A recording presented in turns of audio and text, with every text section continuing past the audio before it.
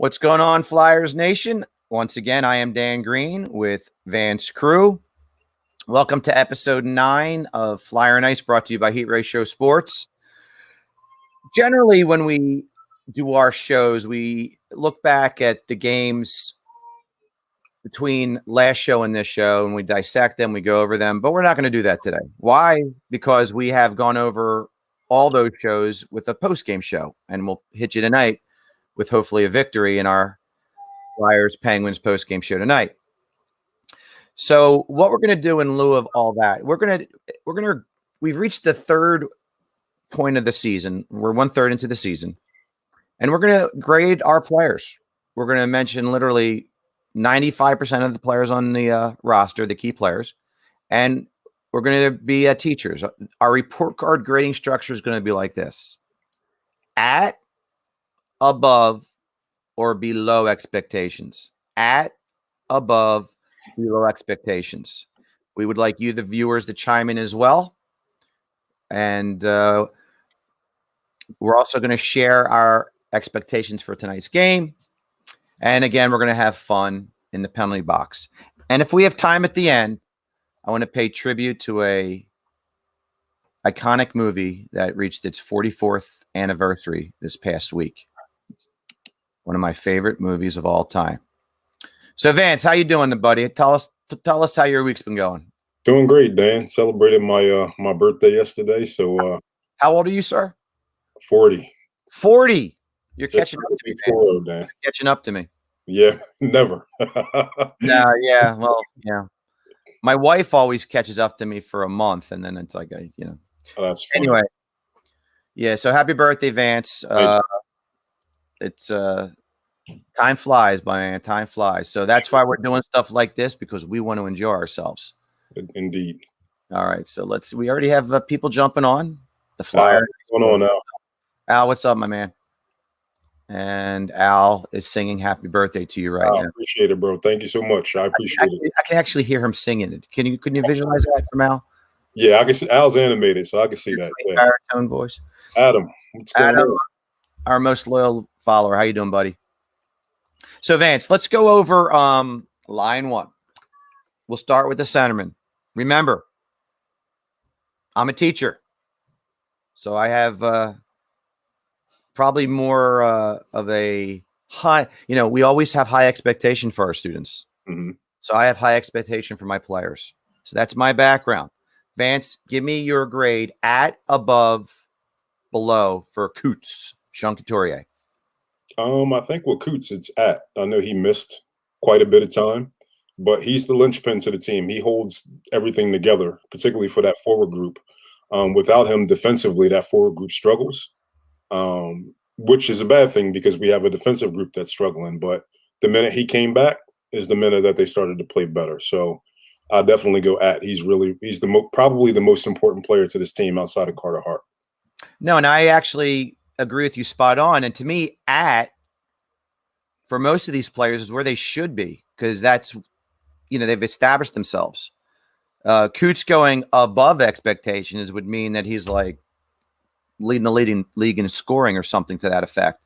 So he's just, as we've mentioned, he just doesn't have bad games. He's just always steady. All right, so let's jump to JVR. JVR is definitely above. He's one of the guys that coming into the season, I didn't know if he had a particular spot in the lineup. And he was the guy that carried this team when Couturier went out, and he's continued to carry the team offensively. I believe he's in the top 10 in scoring with 26 points this year, 10 goals, 16 assists, I believe. Correct. He has been a revelation this year. So, yeah, I'm definitely surprised, and I would say that he's above expectations. No, I concur. Our very first show, JVR and Farabee, who we're going to discuss next, were not Farabee, it was Nolan Patrick, but Farabee came up. But JVR was one of our players that we were concerned about, and he's just been above and beyond, playing the best hockey of his career, as you mentioned. He's in great shape from what everyone says. It's just a beyond a pleasant surprise. So he is above. I mentioned Joel Farabee. I already know your answer, but let's hear it. Yeah, Joel Farabee, I was most excited about coming into the season. I would definitely say he's played far and above expectations. Um, Again, we saw this when he was in college. We saw this when he played for the U.S. team. But playing in the pros is a different game, and it's all about confidence. Not Laviolette. Alain Vigneault showed him that confidence right away by putting him on the first power play unit at the beginning of the season, and he took off, and he hasn't disappointed. He has 10 goals, which is tied for JVR with the team lead. I can't say that too many people saw it coming, but I think I did. No, I give you total props. I too say he's well above expectations. I'm always pessimistic about our young guys always taking that step. He's taken it quickly. Again, I always reference how it took Couturier 4 or 5 years till he finally became that 30-goal scorer we heard so much about. And the old Flyers regime would have traded Couturier for a mediocre defenseman, right? Yep. And Farabee is what, 22 or 21? 21, actually. Yeah, and I'm telling you, his trajectory is unbelievable, and he's the leading scorer in his draft class. So that tells you something, ladies and gentlemen. All right, so that concludes line one, as it's currently constructed. Line one, line two, centerman Kevin Hayes. Kevin Hayes, I would say, is at. I think he's having his typical steady year this season. Not particularly great, but definitely not, not bad, just steady as always. And he's a solid two-way player. That's what this team's strength is. That's what they're built off of. So yeah, I would definitely say at with Kevin Hayes. No, I'm in agreement. I will say, and I think you'd agree, it seems like the past few games he hasn't been as noticeable, but statistically he's sound. And he's third on the team in scoring. He's basically on every special team unit. He gets a lot of ice time. So he's definitely at. I wouldn't say he's above, but he's at expectations. And again, at is a good thing. All right, talk to me about the captain, Claude Giroux. I think, again, with Claude Giroux, I would say he's where we expect him to be. He's at this point of his career, we're no longer expecting him to carry the load anymore. He's not the 90-point, 100-point guy that he used to be, but he's still a damn good hockey player. I believe he's won over 60% of his draws, face-offs. He's solid defensively, and he's still, your number one center and puck mover on the power play and also on the penalty kill. So, Giroux is definitely at where I expected him to be. I'm going to disagree. I'm going to go below, but I understand your points. But the bottom line is 1 goal. And I need more than 1 goal from the captain, a guy that gets significant ice time, number one unit on the power play. Well, it varies sometimes, but you got to give me more than 1 goal. Yeah, I hear you, Dan. But this is what, we've seen it with Giroux. Giroux's getting older. What is he, 32, 33 now or something like that? What the Flyers needed was, and what we needed them to do, what we were expecting from them, is for the younger players to step forward, like Farabee, Lawton, hoping Patrick came back healthy this year and contributed more than he has. Giroux is he's at a different point in his career now where I don't expect him. I know 1 goal isn't enough, but I don't expect him to carry the offense anymore. No, I'm not saying carry, but imagine if he had 5 or 6 goals. Right. We're talking about games where we're having trouble scoring at times. Mm-hmm. So a goal here and there could be a victory here and there. So 1 goal is not enough. I'm not going to get in a heated argument because I totally find your points extremely valid. Yeah. But I'm grading him. Listen, all our grades can't be the same. So I'm grading him below. That's fair. Sorry, Claude. I won't expect a Christmas card this year from you. All right, let's talk about Travis Konechny. We have to grade him on a curve.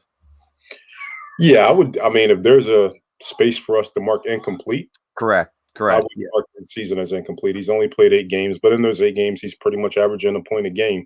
We know that he has the talent. We know that we know what he can do. Just hoping that he can come back and add some punch to the lineup. No, and your biggest concern is the hockey version of Seth Curry, look how he struggled since he's come back from COVID. So you just and hockey. I know you get short shifts, but when they're out there, they're just nonstop motion, and the punishment they take on top of the aerobic part of the sport. You just hope that he has a strong response to his illness. Right. But yeah, I give him @/incomplete. We now move to our third line and our center, Nolan Patrick. Nolan Patrick, if it's fair, I think I want to give him an incomplete too. I know he just started playing hockey again this past summer, coming back from those migraines. I was hoping that he came out and played better than he has, but at the same time, I understand that it's probably going to take him some time to get back into shape and to feeling confident and feeling good about himself. So I'm going to say either, below or incomplete. Ladies and gentlemen, he's such a nice man. He's such a nice man. So you'd want him as a teacher. You really would. You could cut class. You could hand your assignments in late, and you're going to get an A. Not true.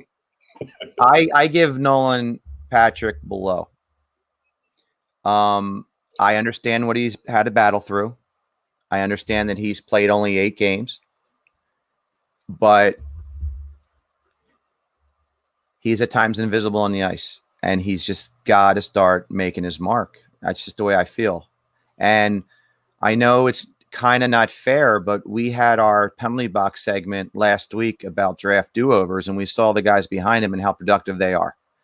So almost with that as a measuring stick, he's not even close to their stratosphere, if you know what I mean. So I'm going to give him a below grade. So I think Patrick is at this point, Dan, I don't think the bar is the guys that have gone behind him.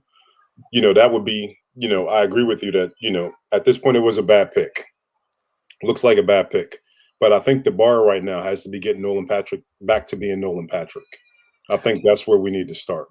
No, and if you ask me to trade him for an average type player, I'd say no way. I still believe this kid has potential. I mean, he skates well, he moves well. He looks good on the ice, but there's just no productivity coming off a stick right now.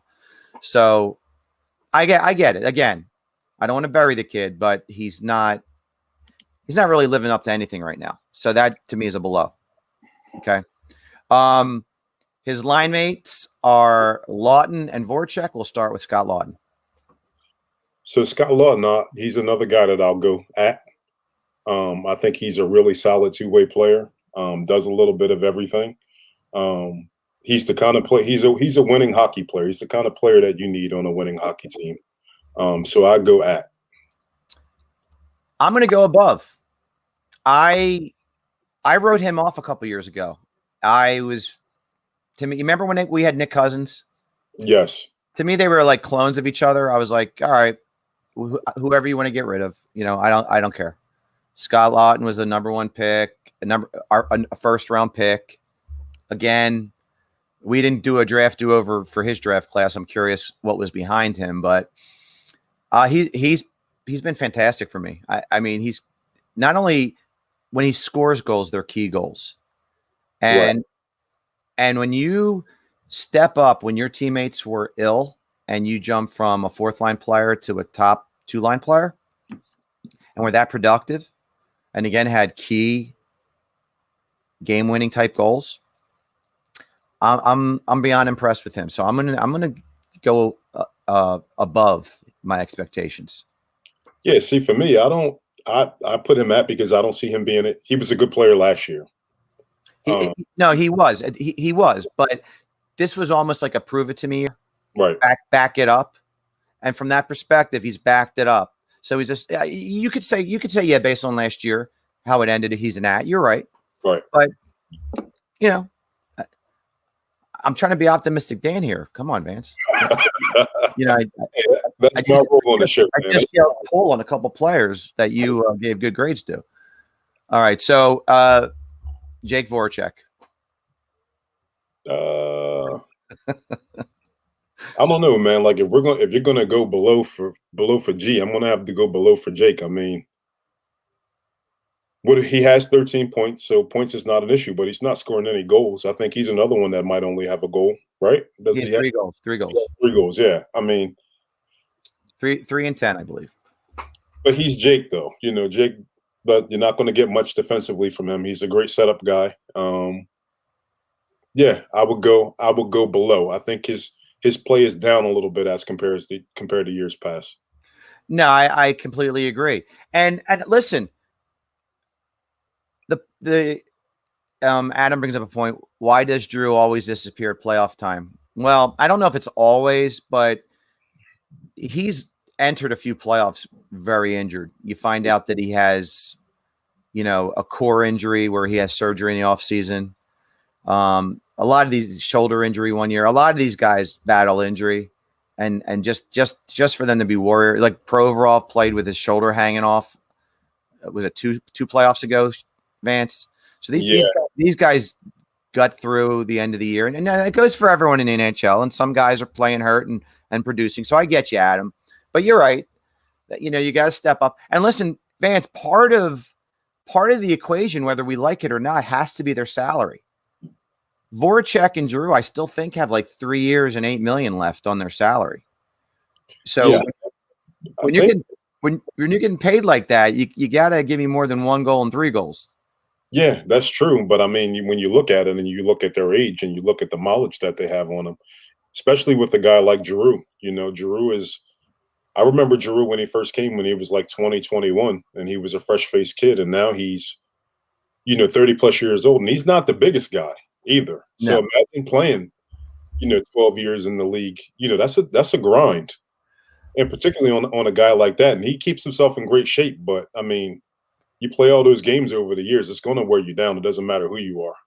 no, I get it, but getting back to Giroux, there was a point where the blind Flyer fan was saying he was as good as, if not better than Crosby. You remember those years where Laviolette said he's the best player in the world?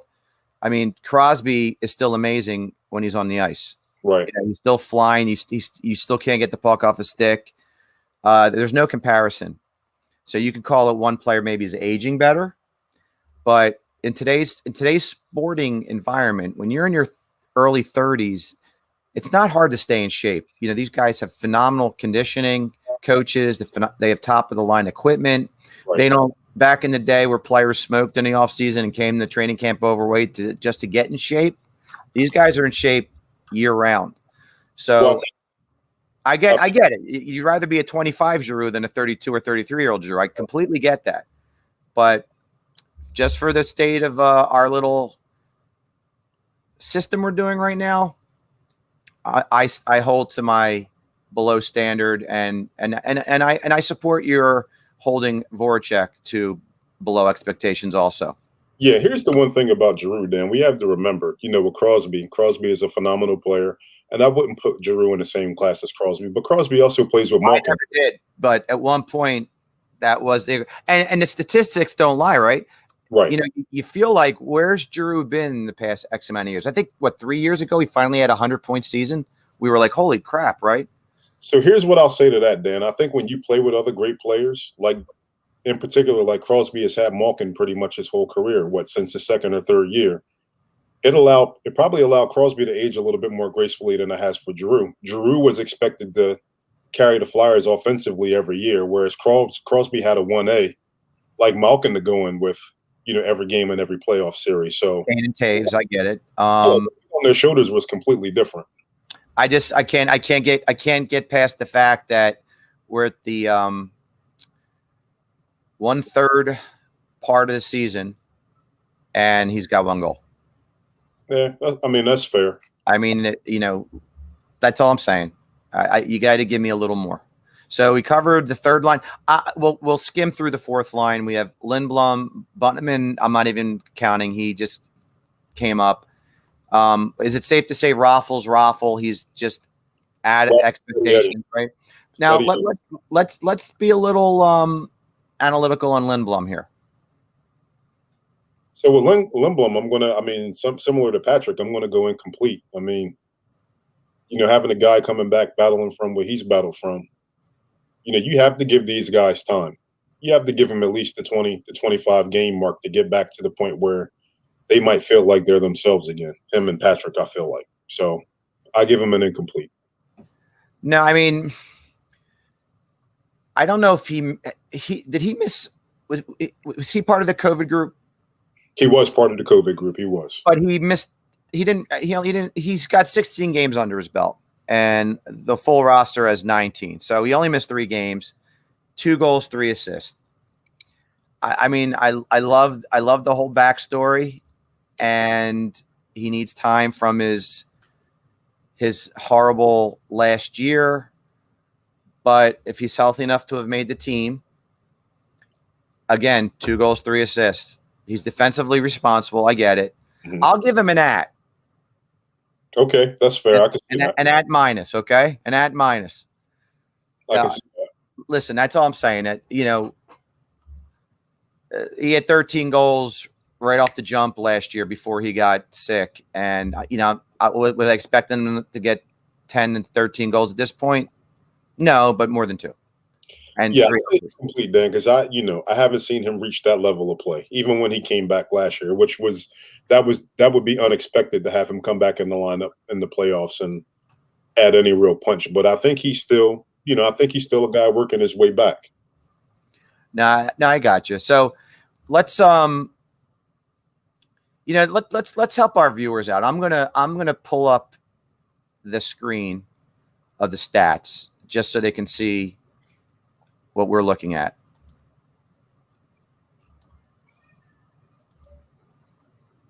So while that's happening, let's talk about Ivan Provorov.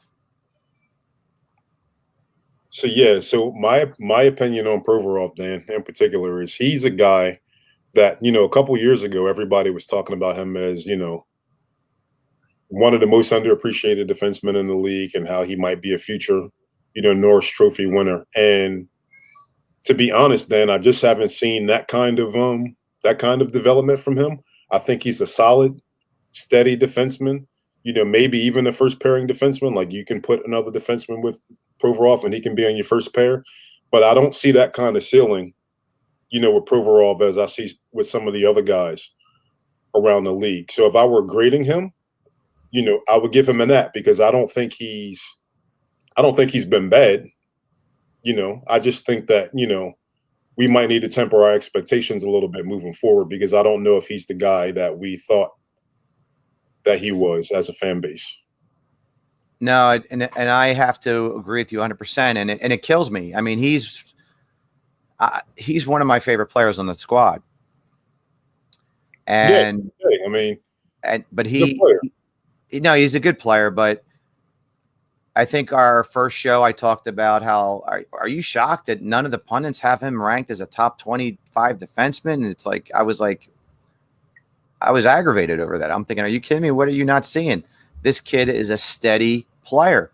But could this year be that he's putting too much on his shoulder, as this defensive core has been kind of a disaster, and his defensive mates at times maybe haven't been up to par and he's trying too hard? That being said, he's had some really bad giveaways this year. Mm-hmm. Every defenseman, I don't care who you are, whether you're Nick Hedman, you give the puck away now and then, right? But he's had some, like, what are you doing? What's with that weak cross ice pass type of thing? Right. So yeah, again, he's an at minus for me. I am too disappointed that he hasn't taken that next step. So Dan, let me ask you this: when he was with Niskanen last year, he was a lot better. How much of it is his defensive partner? Have an effect on his game? You could also say the same thing. Was Niskanen as good as he was because of Provorov? Because right. Niskanen was coming off a year where he wasn't doing so hot with the Capitals. Right. In fact, a lot of people were thinking, what do we do getting rid of Ratko Gudas and whatnot? So I think that's a quid pro quo with those two. Right. But yeah, Niskanen was really good. They were both really good last year. So I don't know the answer to that question. Is he missing Niskanen? Yes. But if he's as good as we thought he was, he should be making strides on his own and making his teammates better. You know what I'm saying? Right. And I think that was the theme going into this season. The Flyers getting better and moving to the top of the division and being a contender was contingent on guys like Provorov, Hart, Nolan Patrick hopefully coming back, Konechny, Farabee, those guys taking the next step. And some guys have, but most of them have not. All right. Shane Gostisbehere.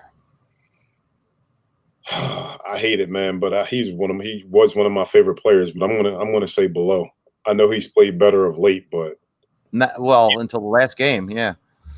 I think he's a little bit of a mess defensively, and that's the biggest problem with this team right now. They need another steady defenseman. So I'm going to have to go. I don't think he's an at or above. I would have to say below. Yeah, I agree. He's ultimately a defensive liability, and when you make a cross ice pass the way he did, right after you get a goal, and make it a backbreaking moment, that was awful. Yeah. What he did in hockey was the quintessential lazy pass from guard to guard, and the guy just steps right in front of it and goes off on a breakaway dunk. That was just an awful, awful pass. And then his very next shift, he did the same exact thing, and Hart bailed him out. So he was steady. He was steady from the point of view that you didn't notice any glaring defensive errors, but he's still not strong in a corner. It's not like he's setting the world on fire with his offensive skills right now either. So he's below. He's below in my opinion. Sanheim, Travis Sanheim. This is a tough one, man, because I don't like Sanheim in his own end. I don't like him in his own end, but I'm going to give him an at because younger, bigger defensemen normally take time to develop. I don't think he's been bad. I don't think he's been great. I just think he's been like somewhere in the middle. I'm going below. You're going to go below? Okay. He showed stretches last year where he was brilliant offensively, right? I think he had that one game where he scored 2 goals in one game. He was skating all over the place. He's a number 1 draft pick. He's 6'3". He needs to put more meat on his frame, age. He's 24 years old, and we're talking about 30-year-olds being old now, right? So 24-year-olds, when you come in the league as a 19, 20-year-old, you're a seasoned vet. It's almost time to stop babying him, not you per se. You know what I mean? Right. So he's got 1 goal, 6 assists. He's +4. I don't know. He's just maybe I should change it to an at because at times he's not noticeable. So maybe that's a good thing. But when I don't notice him offensively, that's a bad thing. Well, Dan, let me ask you this. Since we're talking about the defense, is it possible that coaching could be a problem? Because who have you seen defensively on this team when it comes to their top 6 that has really taken a step forward this year? And Mike Yeo is in charge of the defenseman, right? Right. You're right. Is this the equivalent of the D-backs coach needing to be fired because our defensive backs can't cover anyone or they don't turn their heads to look for the ball? Do we have to reevaluate Mike Yeo being in charge of our defensemen? I actually haven't given that thought. So, when I look at it and we're going through these guys on defense, the young guys that we're expecting to take a step forward, they're all going to get hammered. Right. You can make the argument that, Provorov, Travis Sanheim, Myers, none of them look like they have developed or taken a step this year. So, no, in fact, let's cut to the chase. It's safe to say that Myers, Sanheim, and Provorov are all kind of lumped together. You just said it. They have not. We thought, they have not taken that next step, and they're all big guys. Not Provorov, but Sanheim and Myers are big guys that can skate like the wind. And it's like, where is it? And you're right, it hasn't happened. But again, 3rd year in the league, you got to start showing me something. So they're all at minuses, possibly below. Robert Haig, he's at because I don't think we have any expectations of him, right? Right. And him being an at and Provorov being an at does not make him equals by any way, shape, or form. Elliott, we would agree, is above and beyond, right? I agree with that. Yes, Now he's been far above. Let's get to the elephant in the room, Carter Hart. Yeah, Carter Hart has been below. I hate to say it. He's been below. Some of it is, what comes first, the chicken or the egg? Is it the defense or is it him? I actually think it's both. Because Moose plays behind the same defense and has much better numbers. Right. So, I can't say that it's all the defense when your backup goalie is playing with the same defense as you and he's playing much better than you. But the one thing about Carter Hart, and we've talked about it before, he has the mental makeup to be able to bounce back from this. So, I think the longer the season goes, I think the stronger he'll become. Maybe that's wishful thinking, but I know that he has the right mental makeup to overcome this. No, I agree. You can't not give him a below grade, right? Right. And I know the funny thing is, and I put a tweet out there weeks ago,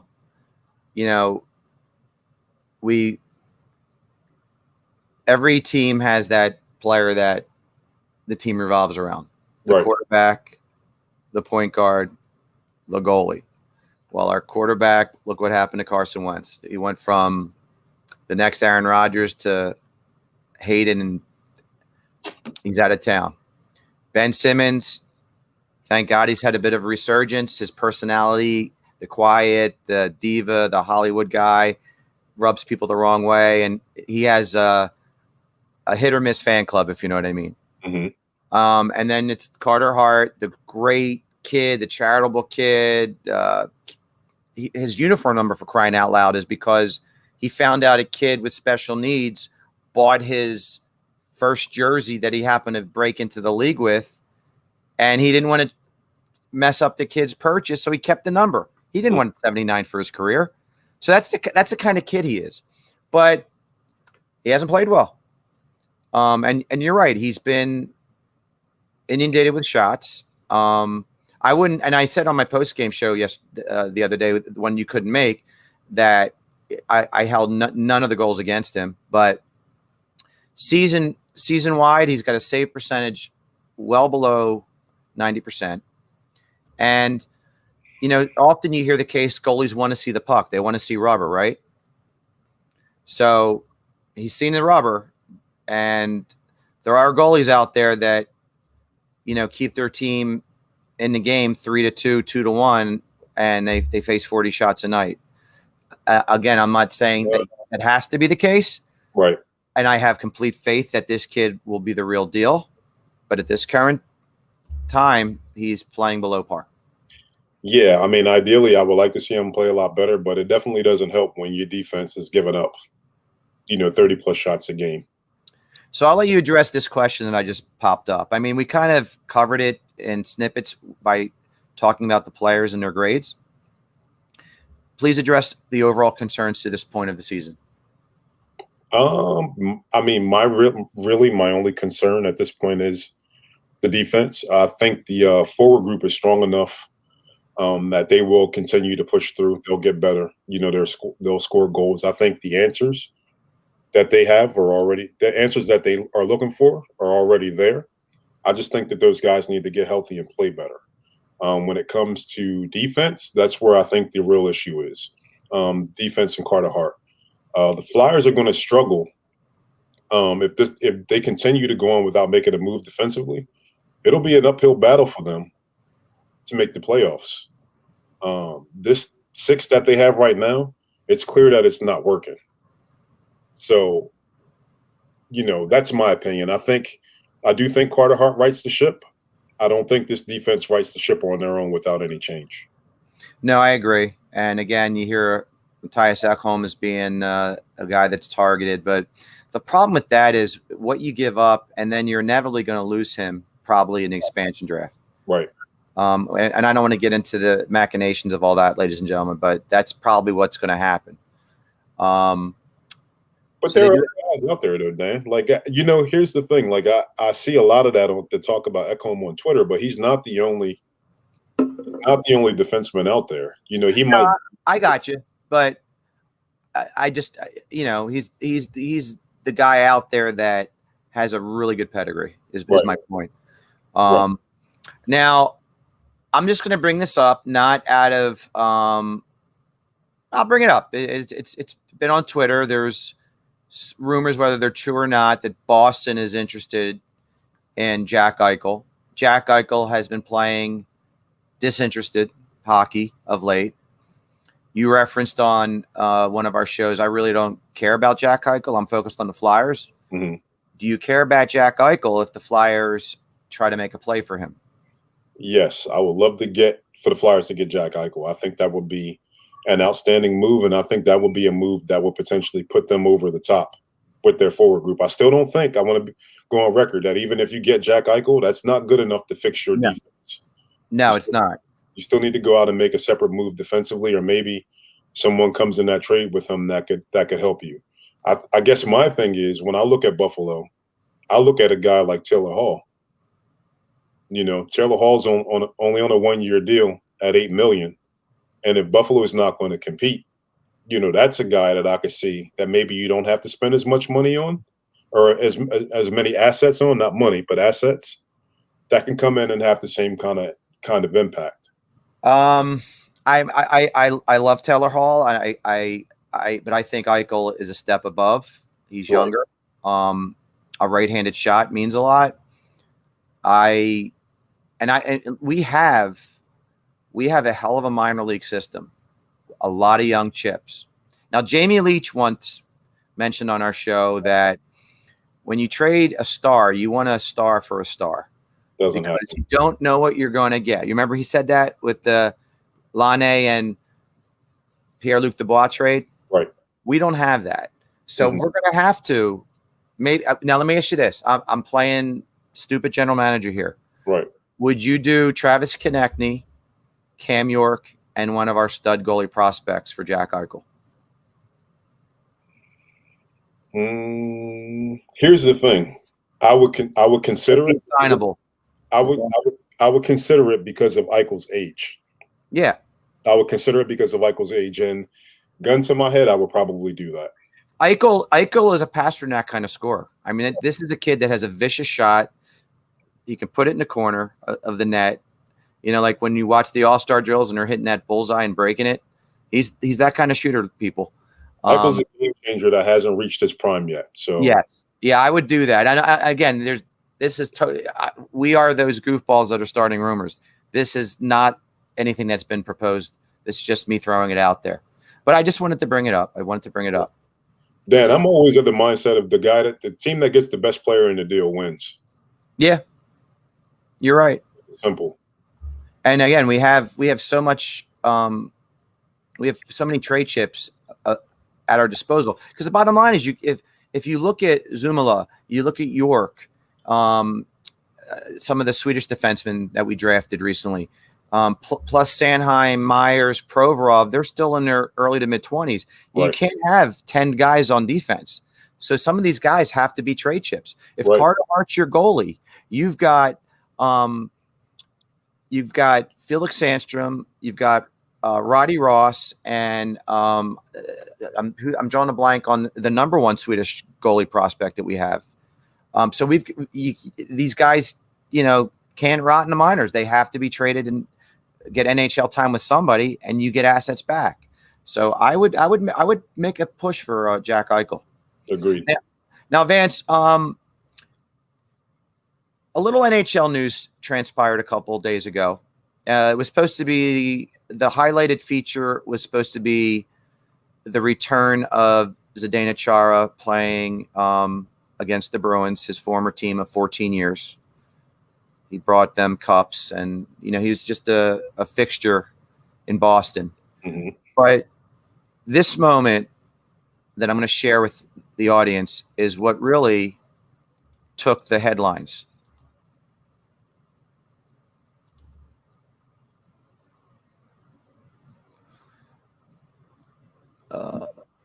Where did it go? Where did it go? I hope I didn't lose it. Worst case scenario, Dan, we can talk about it. Yeah. So what? So you talk about it. And I'm going to try to search for it. Are you talking about the Travis Frederick? Or Yeah. The Alex Ovechkin, a cheap shot on Travis Fredericks. Yeah, so there was a game where the Capitals played the Boston Bruins back in Boston, and Frederick basically challenged Ovechkin to a fight, and Ovechkin didn't drop the gloves, and he just speared him, and ultimately Ovechkin was fined. I think was it 5,000? That was it. He was fined $5,000, and if any other player in hockey that wasn't, I guess, considered a superstar had done this, then my thinking is they'd get a 5 or 6 game suspension. I'm really want to show this. Yeah, I agree. I agree with that. By the way, too, Dan. If it was anybody else, if it was Tom Wilson, if it were Scott Lawton or Michael Raffle, a guy like that definitely gets suspended and fined. All right, so here it is. I found it. I apologize, audience.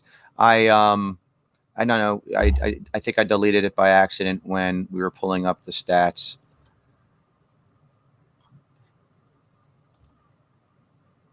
All right, so here's the incident, and I will pull it up big.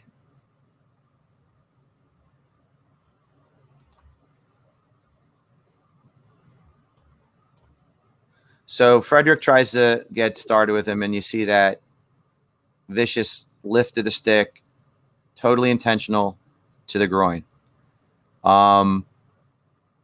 If Scott Lawton does that, if Michael Raffle does that, if Ratko Gudas had done that with the Capitals, he gets a 10-game suspension.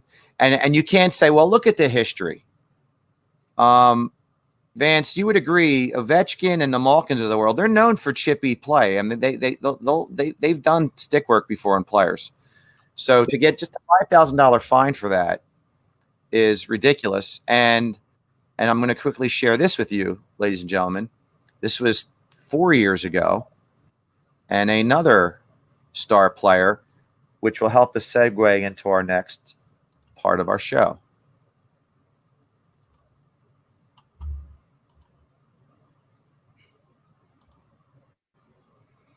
Tell me when it comes up, Vance. It's up. All right. So watch number 87. I think you've heard of him. His name is Sidney Crosby. I'm going to back it up a little bit. So watch what he does.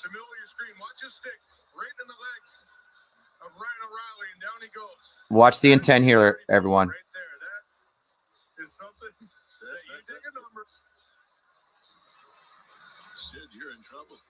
Yeah, Sid wasn't in trouble. That's the problem. Sid got, he might have gotten a fine, but he didn't miss any games. And this is a guy that is known for stick work. You remember what he did to Mike Matheau's finger on Ottawa?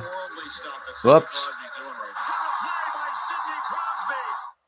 Yeah, what a play by Sidney Crosby. All right, thank you. I saw the tab up. But you remember what he did to Mike Matheau? He slashed him over as he crossed the blue line. It shattered his finger. Now, listen, he didn't intend to probably do that to this finger. He's probably tried to slash the guy, slash a stick. But I don't care if you're Sidney Crosby, Alex Ovechkin, Evgeny Malkin. If you're that way with the stick, you should be suspended. And that really aggravated me to find out it only had a $5,000 fine. Yeah, I agree. That incident. It's one of those NBA, the NBA and the NHL. They take care of their stars. It's ridiculous. I totally get that, but for me, it's hard to take care of your stars when it's out there for everyone to see. Right. And that's you can't hide these incidents. But anyway, Vance, what time is it? Time for the penalty box.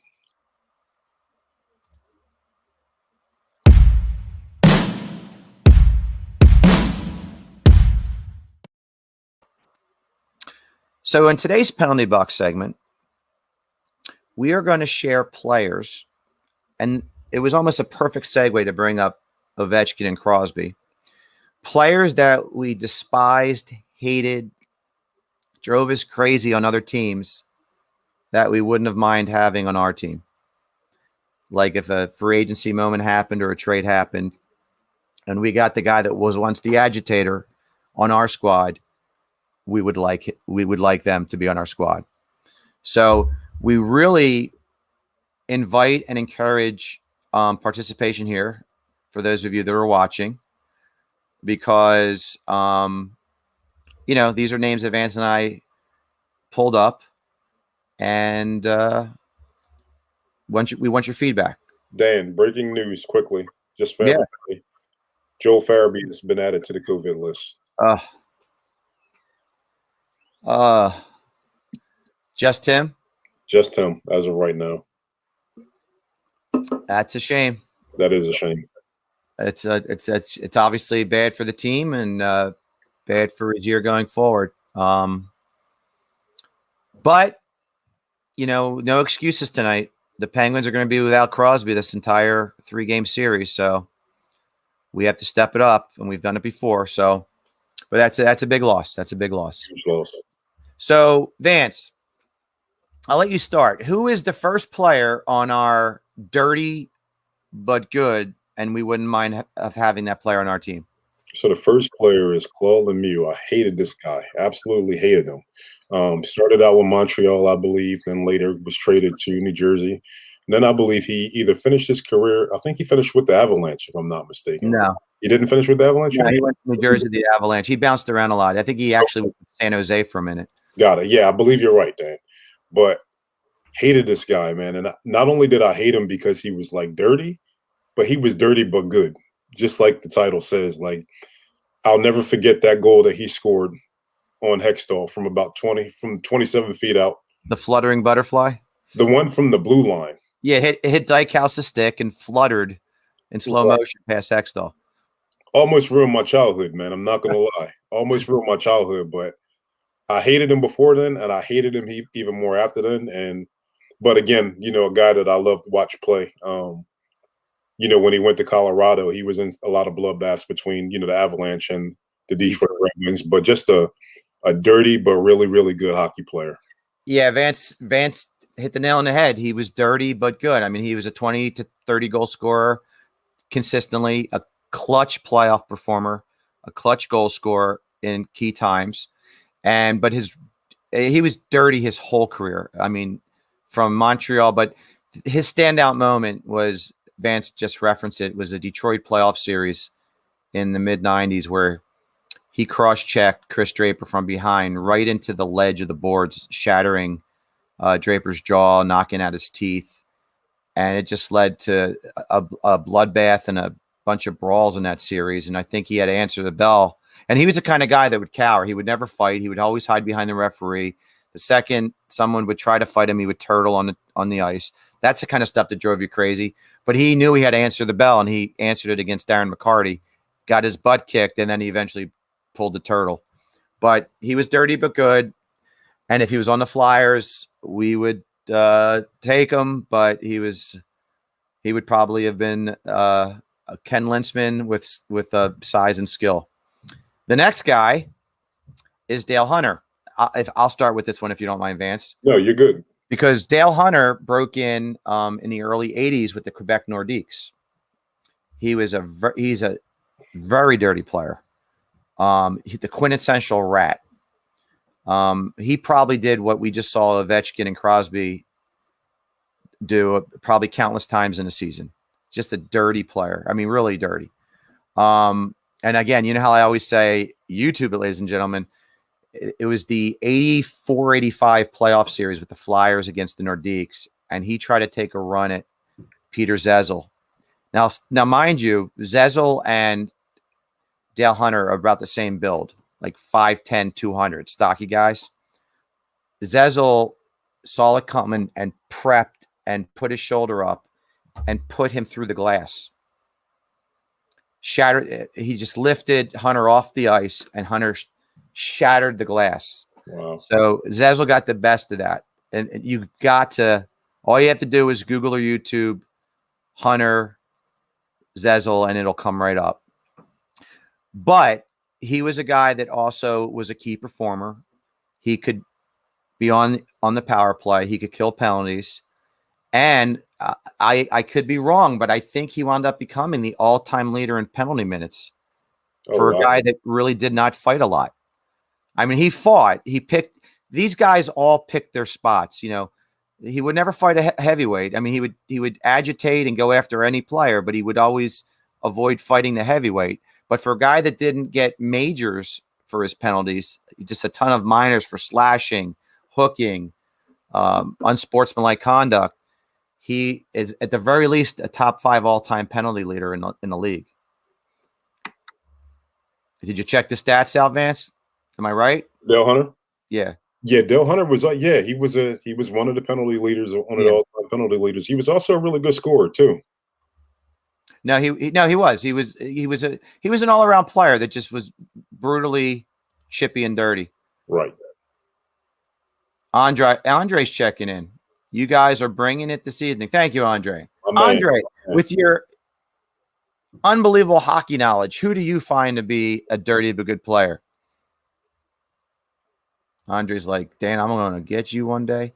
These days, they're called stupid penalties. Right. Because it's a different world of hockey. Adam is so right.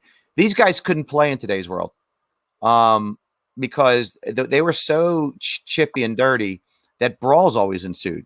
So there's no more fighting in hockey. And they legislated all this stuff out of hockey. And now the thing is with Hunter and Lemieux, they could play skilled hockey if they had to. So they would have been able to adjust. Scott Stevens is next, Vance. I'll let you take it. This guy, I don't think he's allowed in Philadelphia. I don't think he's allowed in Philadelphia. Scott Stevens was another, dirty but good player. Most famously known in these parts for pretty much ending with, the best of Eric Lindros with one hit and open ice. What was that, game 5 or game 6 in the Eastern Conference Finals? No, it might have been game 4. No, it was. I think it was game 7. I think, wasn't it? Maybe it was game 7. A lot of his teammates were kind of like, "Listen, we've made it this far and we didn't have him. Like, what are you doing?" But before that hit, he was the best player on the ice. Wouldn't you agree? Yeah, I would agree. And Stevens changed all that with one shoulder. Yeah. I mean, it was Lindros' fault. I mean, he skated in the neutral zone with his head down. I mean, which he was known for doing. Yeah. That as great as Lindros was, he looked at the puck a lot when he stick handled, which you just can't do. Right. And Stevens Stevens was salivating. But Stevens came up with the Washington Capitals as an out-of-control raging dog. But he was a skilled raging dog. But he, thank God, Rod Langway was his teammate because it was what a mentor he had with Rod Langway. He was always out of control, and he came in as an 18-year-old in the 83-84 season, the year before Taka came in, and Taka and him always battled. They might have had 3 or 4 fights their career, but Scott Stevens was always a great player, but he had a really undisciplined side to him. And if you recall, he signed or was traded to the St. Louis Blues. The Devils then acquired Brendan Shanahan. Excuse me. The Blues acquired Brendan Shanahan from the Devils. Right. And the stupidity of the league at the time, when you signed a key free agent, you almost had to lose somebody. So the league made Stevens go to the Devils as compensation. Strangest, craziest rule. And so Stevens had 1 year with the Blues, and he was probably devastated being shipped off to New Jersey. But their trajectory changed once he got there. Multiple Stanley Cup winner, as you can see, the captain of that team. Mm-hmm. And he was just an all-around terrific defenseman. Stayed home. He could score when you needed him to score. He was a player that every team would want.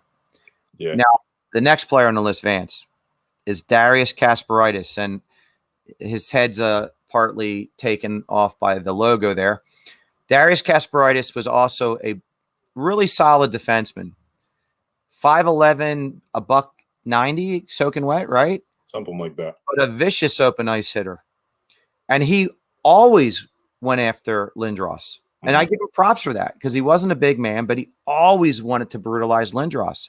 Another guy, though, that would never answer the bell when people wanted to stick up for their players. And believe me, he tried to bury everybody on every team. He would go after Forsberg. He'd go after everybody, but he would never answer the bell. He'd always hide behind the referees, and he would never drop the gloves. That's the one thing about these dirty bucket players. A lot of them would cause the chaos, but never answer to it. Right. But would I want him on my team? Yeah, because he was a hell of a defenseman and a hell of a hitter. Right. And Dan, I don't know if you remember the game when the Flyers played Pittsburgh in Pittsburgh when Kasparaitis knocked Lindros out. Do you remember that? Unfortunately, I remember when Hal Gill knocked Lindros out when Gill was on Boston, and I do remember Kasparaitis hitting Lindros hard. Was that one of his severe concussion moments? That was one of his concussions. Happened in Pittsburgh. Kasparaitis again caught him with his head down. I believe it was like near the boards, and Lindros had to be helped off the ice. And missed a period of time. Yeah. Now he played for the Penguins, the Islanders, and the Rangers, I believe. Correct. Correct. And probably a team in between.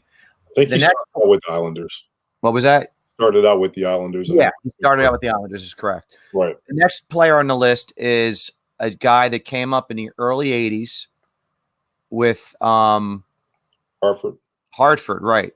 And then he went to the Devils. As you can see here he's pictured with the Stars. Pat Verbeek, a prolific agitator, but also a prolific goal scorer. Vance, talk to his exploits, please. Yeah, Pat Verbeek was a great scorer, but he was also a great agitator. You know, the word on Pat Verbeek is he scored over 1,000 points, and he clapped over 1,000 knees with his stick, or 4,000 knees with his stick.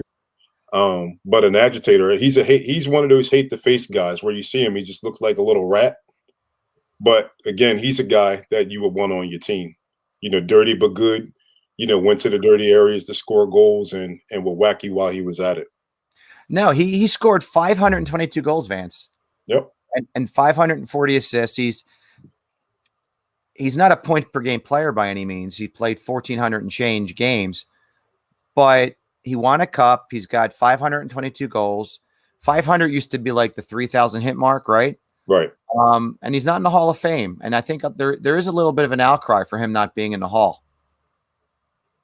Yeah, I think he deserves it. I do too. He deserves it. He was another guy that was a clutch goal scorer. Now, Ed Jovanovski, one of I guess your hockey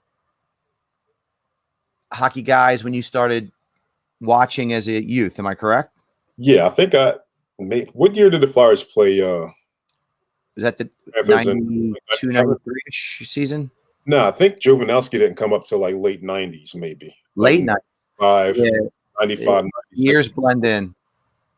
Yeah, I might have been about 15 or 16. And one thing that stands out to me about him is that he was a heavy hitter. He was normally tasked with following Lindros all around the ice in the one playoff series that they played him in. But the thing that stood out to me about Jovanovski, not only was he dirty, but I'll never forget this, Dan. The Flyers were playing him in the playoffs. And I don't remember whether it was overtime or what the case may be, but Florida scored a goal to win.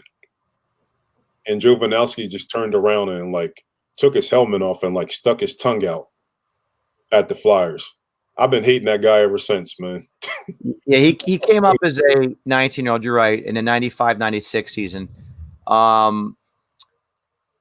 He only played 4 years for Florida. It seemed a lot longer, didn't it? It did. So, and then he played a majority of his career with Vancouver. And like a lot of these players, he mellowed with age to some extent. He came up kind of like Scott Stevens did with Washington. He was a undisciplined, violent young man. But he would throw him. Though he wasn't one of those guys that would cower after he started chaos. He would back up. He would try to back it up. Now, of all the guys on the list, probably, arguably, one of the biggest agitators, who again, he would take on all comers. He didn't turtle. Is Matthew Barnaby, for bottom left of our screen, Buffalo jersey. Yeah, Matthew Barnaby. If there's anybody on this list that I hated the most, even though I can make a case for Scott Stevens, it's probably Matthew Barnaby because I feel like the Flyers played Buffalo a lot in the In the playoffs. playoffs, especially, right? And Barnaby, he could score some goals too. He wasn't a great goal scorer by any means, but He could skate. Yeah. he could skate and he had some skill. But he was just annoying, man. Like constantly in Lindros's face. And I remember the one series. I think it might have been the first time that they played Buffalo in the playoffs. Lindros had enough of them and just destroyed them. Yeah. Fight, Yeah. man. Destroyed them. No, and really Barnaby he bounced around. He played for the Rangers, he played for the Penguins, obviously the Sabres here. He should have had some time in a Flyers uniform because Yeah. he was a quintessential Flyer type of player. I mean, Bobby Clark, whether you like it or not, ladies and gentlemen, was not only a prolific scorer, he was an agitator and a rat. And then the quintessential rat was Ken Lintzman, and hence the term rat really developed. And a lot of these guys are rats on the ice. The next guy is Rich Pilon, a violent hitting defenseman, not overly skilled. He didn't scare you at all offensively. But he was another guy. When you have a guy like Eric Lindros on your team and players want to get him off the ice because he's that good. And Rich Pilon, didn't it seem like he was playing with football shoulder pads when everyone else had hockey shoulder pads? He did. I remember him a lot with the Islanders and that ugly uniform that they used to have. Yes, the Morton Fisherman guy on front, or whatever. Right, in the Palfy and the Brett Lindros days. Yeah, he was a guy. There's not much to say about him other than he was the kind of guy that was a stay-at-home defenseman, and he would bury you. Right. He's probably the most unheralded player on this list. But when Vance and I talked about players that aggravated you that you wouldn't mind having in your team, he popped in my head rather early. So I could probably replace him with a half a dozen players, but since he popped in my head, I put him on the list. The next guy, a very talented borderline Norris Trophy defenseman, but also a quintessential agitator. Speak to us about Adam Foote. So yeah, Adam Foote was a really good player. Started off with the Nordiques and moved to Colorado with the Avalanche when the Nordiques moved there.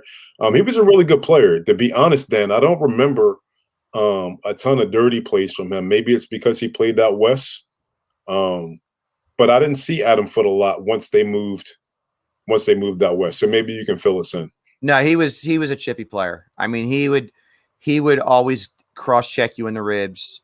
The typical goalie makes the save, and there's a guy standing in the crease. 3 seconds later, Adam Foote would cross check you in the ribs, punch you in the side of the head. Like, how dare you be near my goalie? And it didn't even have to be like an aggressive type player. He was chippy. He was very chippy. He signed a free agent deal with Columbus for 2 years, and then he went back to Colorado. So, he's essentially known as a Avalanche, but he was a really, really good defenseman. A guy that, he was a damn good defenseman. He was borderline Rob Blake good. That's how good he was, in my opinion. The next guy on the list, Darcy Tucker. He was a Matthew Barnaby type. I would say, would you say of all the people on the list that's comparable to Darcy Tucker would be Matthew Barnaby, Vance? Yeah, I would say he probably was Barnaby's type with more skill. Yeah, with more skill. And he played on quite a few teams. He played on the Rangers. He played on Toronto. I'm drawing a blank on some of the other teams, but his most famous moment for Flyer fans, and Vance, you give us the year because I'm older. I have CRS disease. Are you referring to the Maple Leafs Flyers series? Yes, the Flyers played the Maple Leafs, and he destroyed Sammy Kapanen, who played the puck and created a 2-on-1 after he was annihilated. And Jeremy Roenick scored the series clinching goal on that play. And Sammy couldn't even get off the ice. He was cuckoo for Cocoa Puffs, just crawling and staggering, standing up, falling down. He was out. He was concussed. And Darcy Tucker did it to him. But that was a they had some really intense, violent playoff series that we won some, we lost some to Toronto. But Darcy Tucker is the kind of guy that you wished had some time on the Flyers. Agreed. Now, the last two people on our list, and what were we thinking not putting Ovechkin on the list? Because we just talked about a chippy, dirty player with skill. Now, the reason we have Tom Wilson on the list is because he is a tough guy with skill. Mm-hmm. And in today's NHL, that's not a easily found commodity. And the Flyers don't have that. And he's the kind of guy that can make a hockey game uncomfortable if he chooses to go that direction. And he's a power forward with skill. He's really developed into a nice player. And then closing out, Vance, why do we have Sid the Kid on the list? Man, he's annoying, man. He's annoying, not only because he's can be a little bit dirty, but he's annoying because damn near every time the Flyers play him, it seems like he finds a way to score a goal. I mean, he's a great player. You can hate him for two different reasons. Most of these guys we hate because they were dirty players, but Sidney Crosby is a first ballot Hall of Famer. Who's a dirty, probably first ballot Hall of Famer too, if you wanted to talk about being a dirty player. Right, and when people say I would never want Crosby on my team, you're full of baloney. That's cap. You're full of baloney. So, ladies and gentlemen, we're not quite done. I'm going to give my closing remarks now. Please watch all of Heat Ratio Sports programming. Go to YouTube, subscribe, hit the notification bell. We're on all social platforms. We've got fantastic programming. So please follow us on YouTube and subscribe. Reach out to Vance and myself. Our what do you call those things, Vance? I'm the ats up the top. What I'm trying to blank? Our handles. I'm losing to people. Oh, by the way, I want to apologize to everybody. I rewatched my post game the other day, and it was a Tuesday game. And I'm embarrassed, Vance. It was a Tuesday game, and I kept saying, somebody asked me, "Are you concerned?" I'm like, "Well, I'll let you know after Tuesday's game," meaning Thursday's game. I don't know why I had Sunday on my mind, and I was thinking Tuesday was Thursday. So I kept saying Tuesday for Thursday. I hope you intelligent people realize I was having a Freudian slip. Guys, Dan's apologizing for being human. Yeah, I know, but I'm a perfectionist, people. I'm wired crazy. So anyway, now that we got the plugs out of the way, our handles out of the way, please ask us anything. Follow us too at Flyer and Ice Pod as well. A few days ago, I think at the end of February was the 44th anniversary of one of my all-time favorite movies. Not just because it was a hockey movie. I mean, Paul Newman starred in it. It was not just a schlocky movie. It was a fun, funny movie, a quality movie, just an entertaining movie called Slapshot. And I know most of you have probably seen it. Vance, have you seen it from beginning to end, Slapshot? Not from beginning to end, damn bits and pieces. I'm ashamed. Now, so you all have homework. You are to watch the movie Slapshot. And I am probably breaking all podcasting protocol by showing probably a 2-3 minute clip. I don't care. Here's the original trailer to Slapshot. And after the trailer, I'll quickly say my goodbyes. But so here is the trailer to arguably, now too many people leave this off the greatest sports movie list, a top 5 of all time sports movie.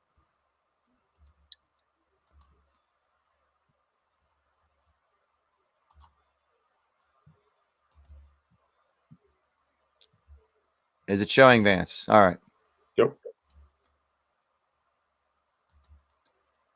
This is like me at school, people. Can help. This sentence is grammatically correct. We have to sit through an advertisement. Is that what this? Skip ad. Here we go. Here we go. Here we go. I'm placing a personal bounty on the head of Tim McCracken. You can't put a bounty on a man's head. I just did.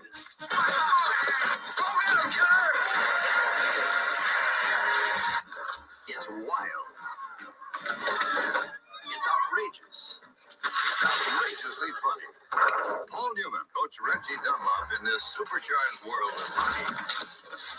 He invites you to meet the crazies who make it that way.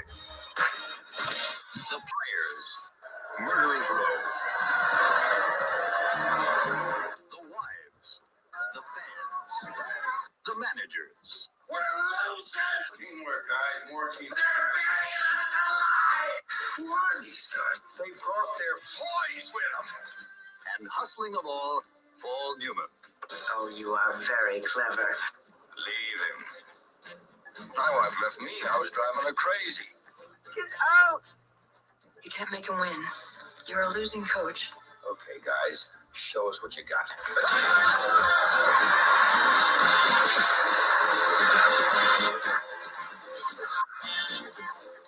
Behind the comedy, the sex, the wild excitement. This is the absorbing story of one man fighting to hang on in a world gone absurd.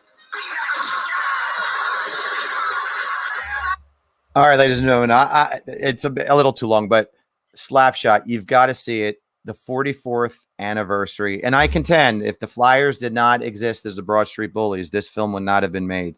I think the Flyers backdrop at the time had a lot to do with it. The creator, I believe, had a family member that played minor league hockey and shared a lot of his stories with the director. I think the last name of the director was Hill, something Roy Hill, I believe. But anyway, Slapshot, a must-see. It's your homework assignment. I want comments about it next show. Vance and I might be back later tonight, ladies and gentlemen. We have a post-game show to discuss. So for Vance Crew, I'm Dan Green. Go Flyers. Till the post-game, ladies and gentlemen.